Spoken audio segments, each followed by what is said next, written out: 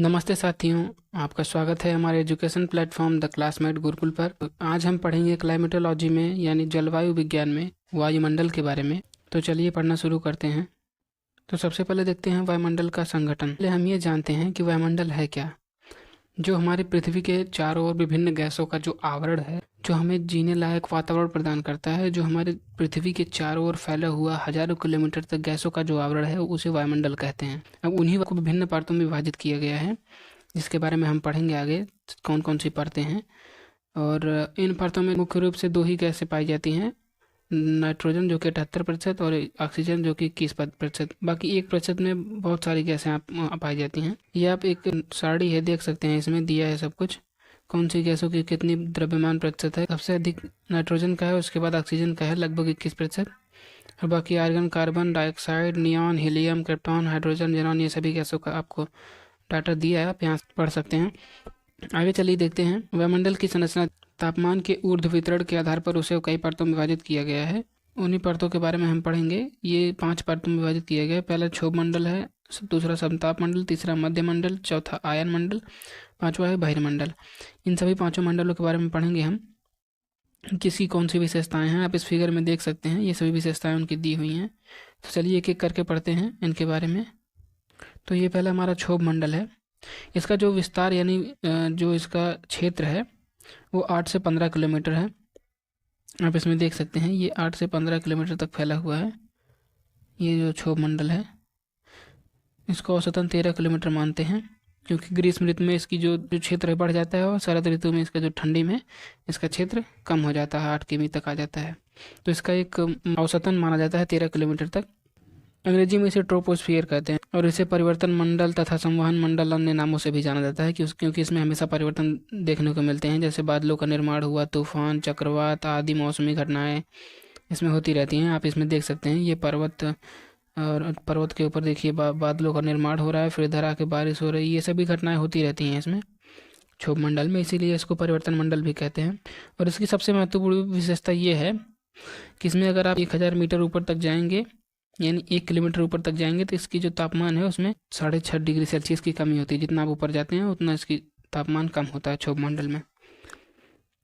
आगे चलिए हम देखते हैं अन्य मंडलों के बारे में पढ़ते हैं। दूसरा है समताप मंडल। यह दूसरा परत है। इसको इंग्लिश में स्ट्रेटोस्फियर बोलते हैं। यह ट्रोपोस्फियर के ऊपर 50 किमी तक होता है। इसका जो क्षेत्रफल होता है ट्रोपोस्फियर के ऊपर 50 किमी तक होता है, और ये सबसे लाभकारी परत है। इसमें सबसे अधिक क्रियाएं होती हैं। जैसे इसमें ओजोन की परत पाई जाती है, जो सूर्य से आने वाली जो पराबैंगनी किरणें हैं, जो हानिकारक किरणें हैं, यूवी रेज, उनको अवशोषित कर लेता है और पृथ्वी के वायुमंडल में ही नष्ट कर देता है, और वहाँ से परावर्तित कर देता है, पृथ्वी की सतह तक नहीं आने देता है। और ये फाइटर जेट्स आदि विमानों के लिए उड़ने की बहुत सुरक्षित माना जाता है, क्योंकि इसमें परिवर्तन होते नहीं हैं, ज़्यादा मौसमी परिवर्तन नहीं होते हैं, ऐसे मौसमी घटनाएं भी नहीं होती हैं, न बादल, न बारिश, न कुछ ऐसी बिजली फिजली नहीं रखती है। इसके कारण इसको अच्छा माना जाता है जेट विमानों के लिए उड़ने के लिए। इस मंडल की जो ऊपरी सीमा है उसे समताप मंडल सीमा या स्ट्रेटोपॉज कहते हैं। आगे चलिए देखते हैं मध्य मंडल, मीजोस्फियर। यह स्ट्रेटोस्फियर यानी समताप मंडल के ऊपर 80 किलोमीटर ऊंचाई तक फैली हुई है। इसे इंग्लिश में मेजोस्फीयर कहते हैं, और ये सबसे ठंडी परतों में मानी जाती है। 90 डिग्री सेल्सियस इसका तापमान होता है। इस पर जो है उल्का पिंड आकर जैसे यहाँ पर जलने लगते हैं। आप इस फिगर में देख सकते हैं, ये जो उल्का पिंड हैं ये मेजोस्फीयर में आते हैं, जिनमें घर्षण के कारण आग लग जाती है और यहीं पर जलकर नष्ट हो जाते हैं। जो छोटे छोटे होते हैं वो यहीं पर जलकर नष्ट हो जाते हैं। यह जो परत है मध्यमंडल, इसमें सांस लेना मुश्किल होता है, क्योंकि जो न्यूनतम दबाव के साथ हवाएं जो होती हैं वो पतली हो जाती हैं, जिनसे सांस लेने में मुश्किल, ऑक्सीजन की आप कह सकते हैं कमी होती है इस मंडल में।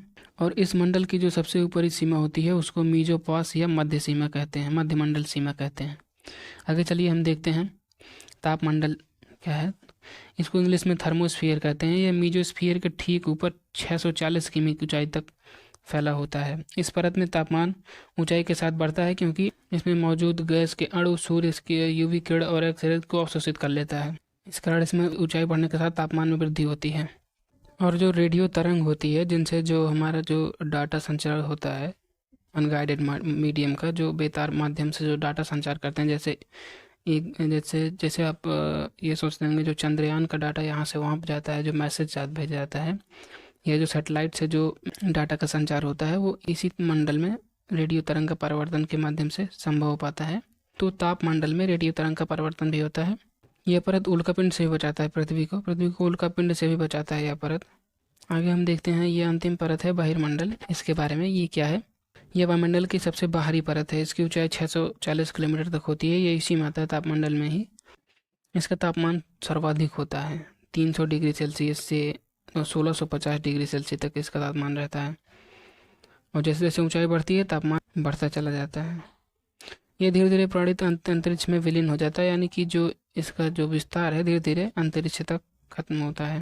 और जो सैटेलाइट छोड़े जाते हैं हमारे अंतरिक्ष में वो इसी बहिर्मंडल में छोड़े जाते हैं, क्योंकि जो इनकी सैटेलाइट की जो न्यूनतम दूरी होती है यह होती है विषुवत रेखा के लगभग 36,000 किलोमीटर ऊंचाई पर होना चाहिए।